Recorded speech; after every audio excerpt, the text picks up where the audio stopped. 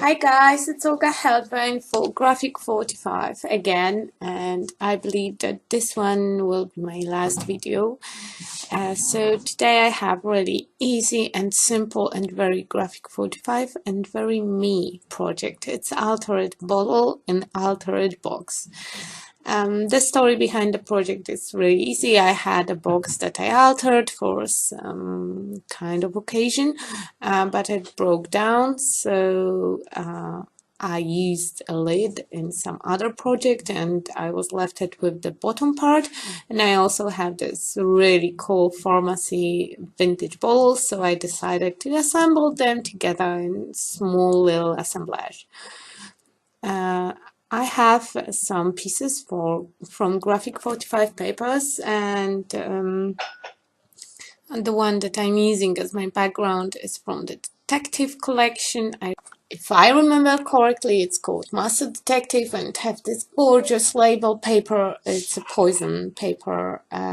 I love it. I placed a piece of cardboard inside of my box to have a little bit more interest and cover it with another piece of G45 paper.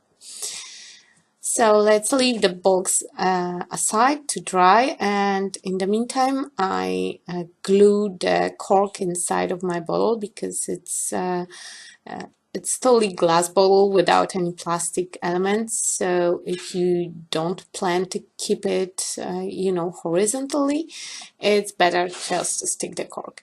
I also sticked some labels that I cut out from the paper. I stick them with gel medium and I'm wiping off the excess. I want to use some distressing paints on top, so I need to cover all the paper and non-porous surfaces with gel medium to make sure that they will not get stained too much. From some metal staples and from one of the chipboards from the collection, I assembled decorative piece, and I was planning to put it on the center part of my bottle. I placed my bottle with a little bit of gel medium, and now I'm making my approach to attach the piece, but I was afraid that it will cover too much of this label, and I really like how the bottle look like in the moment, so I decided to add it on the top part of whole box.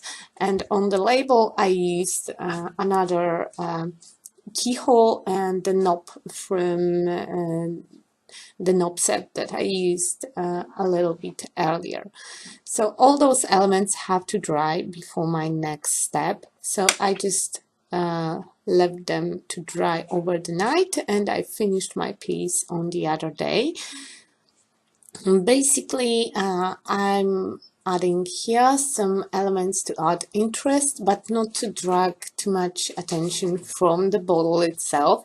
So something a little more delicate, like those roots and thin wire. But then I realized that I have to add my vintage paints before I will assemble all those pieces. So I'm just covering my bottle really heavily and generously with my 30 knots water-based paints, and I picked browns, greens and turquoise, the patina color.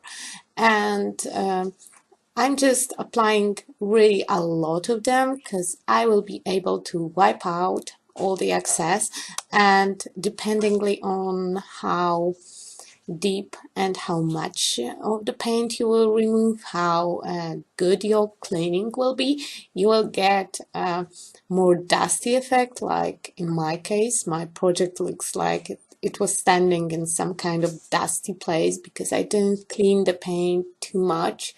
I left some thin layers here and there. They will look a little bit more distressed, a little bit more dusty and vintage, and I really like it.